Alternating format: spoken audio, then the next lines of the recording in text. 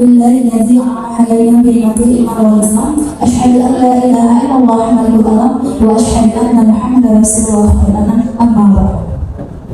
Dewan juri yang saya hormati serta para undangan yang insya Allah sedang sehat dan berbahagia semua. Izinkanlah sebelumnya saya perkenalkan diri dulu. Saya Uji Samudri, perwakilan dari Penyuluh Agama Islam PON PNS Kecamatan Punakubang, Kabupaten Bengkulu Tengah. Dalam hal ini, izinkanlah saya menyampaikan pemaparan materi saya atau hasil penyuluhan saya yang selama ini saya lakukan kurang lebih 3 tahun di sini. Yaitu saya melakukan atau program keunggulan saya melakukan pendampingan di kelompok rentan, khususnya kecanduan gadget atau generasi muda pada remaja di salah satu SMA yang ada di Bengkulu Tengah. Yang mana sekolah ini merupakan sekolah favorit nomor 1, number 1, karena memang dia SMA 1. Tetapi kenyataannya ternyata di balik sekolah unggul tersebut penuh dengan segudang prestasi, ada beberapa hal yang membuat saya sebagai penyuluh itu begitu semangat saya untuk melakukan pendampingan atau penyuluhan di sini, di sekolah ini, khususnya pada siswa-siswi yang kecanduan gadget. Dari mana saya mengetahui mereka kecanduan gadget? Berdasarkan hasil observasi awal data dari guru BK dan wakil kesiswaan, di mana data tersebut ada beberapa siswa yang melakukan kecanduan gadget, tetapi dia lebih ke arah negatif juga, bahkan ke hendak mendekati kriminal. Apa salah satu contohnya? Pencemaran nama baik, bullying, bermain TikTok terlalu berlebihan sehingga orang yang tersinggung kemudian mau melaporkan ke polisi itu sudah lumayan. Kemudian tidak mau sekolah lagi karena memang ada beberapa tahapan mereka, ada yang parah, sedang, dan agak lumayan. Karena itulah saya sebagai penyuluh agama tadi sangat bersemangat untuk melakukan penyuluhan di sini. Apa yang saya lakukan? Yaitu menggunakan terapi, di mana terapi ini atau disebut dengan pendekatan rasional emotif. Di mana terapi ini salah satu contohnya, di mana salah satu pendekatan ini pas simple digunakan untuk mengurangi kecanduan gadget. Kita semuanya tahu gadget itu dan semuanya kita lihat, tetapi untuk siswa generasi muda ini sungguh sangat kasihan, yang mana masa depan mereka harusnya penuh dengan prestasi yang baik-baik, tapi melakukan penyimpangan atau ke arah negatif melakukan gadget tersebut.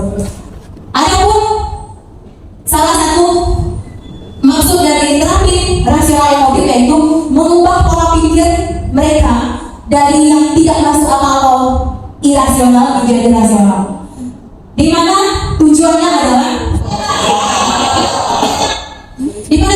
adalah membantu mengatasi masalah-masalah yang ada pada diri mereka. Mengapa sampai kecanduan memainkan gadget tersebut sampai berakibat fatal atau mendekati kriminal, dan membuat hidup mereka menjadi lebih sehat, bahagia. Sehatnya bukan dari fisik saja, tetapi juga psikis mereka. Adapun treatment yang saya lakukan ini ada beberapa tahapan, ada 4 tahapan, ya. Yang pertama yaitu 4 kali pertemuan, beberapa tahapan. Pertemuan pertama yaitu menunjukkan bahwa mengapa apa yang mereka lakukan ini sebenarnya. Di sana nanti mereka akan terbuka hatinya, mulai bercerita. Kemudian yang kedua adalah menyadarkan bahwa itu semua adalah tanggung jawab mereka sendiri, bukan tanggung jawab orang tua, teman-teman, apalagi guru-guru mereka. Yang ketiga adalah tahapannya mengajak untuk membantu menghilangkan pikiran-pikiran yang tidak masuk akal. Oh, saya menggunakan gadget supaya tenang, tugas besok dibantu, tidak seperti itu. Dan yang tahap terakhir yaitu mengembangkan pandangan yang realistis, lebih sehat dan masuk akal. Adapun kelebihan dan kekurangan, yang pastinya sebuah terapi atau pendekatan itu ada semua kelebihan dan kekurangannya. Adapun kelebihan dari terapi ini yang pastinya mudah praktis dan digunakan oleh penyuluh agama dan juga guru-guru BK, guru-guru mata pelajaran mereka lainnya.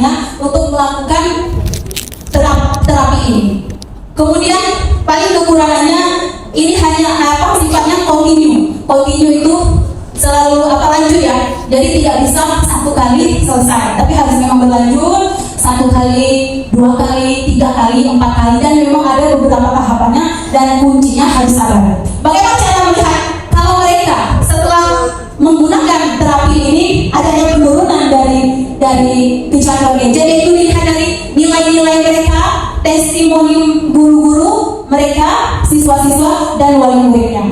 Mungkin ini saja yang dapat saya sampaikan. Ya baik Bu Uci. Uci latar belakang pendidikannya apa ya?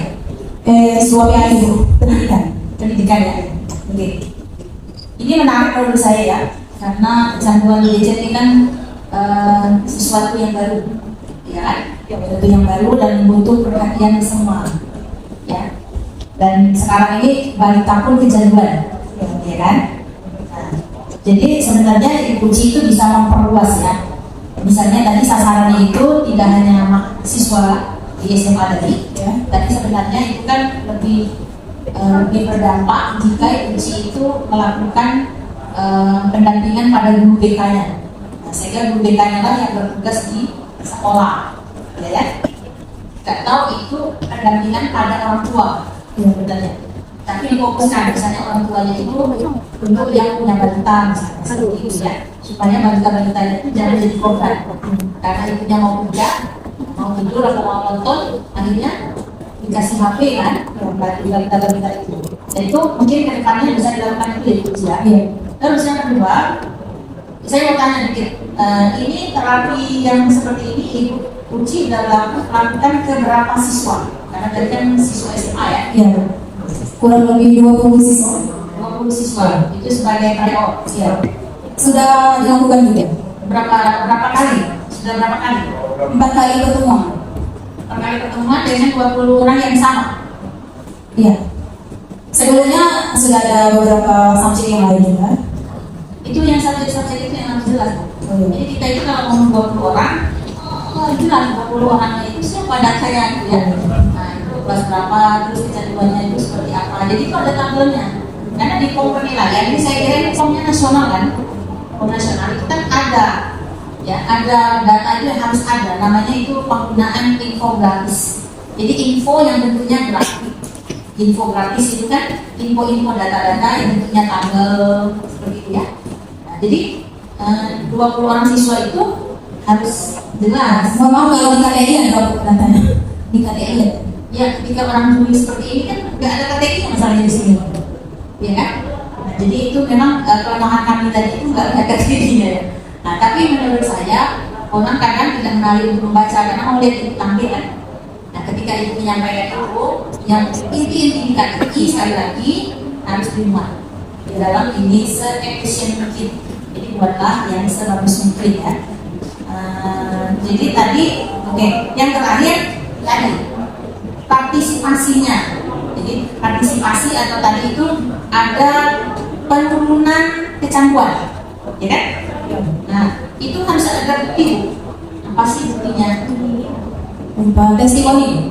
Ya, testimoninya itu seperti apa? Kecanduannya misalnya begini Bu, kecanduannya itu tidak hanya testimoni buktinya. Misalnya anaknya Ahmad kan dari 20 orang. Sebelum ibu terapi itu ibu 24 jam main HP.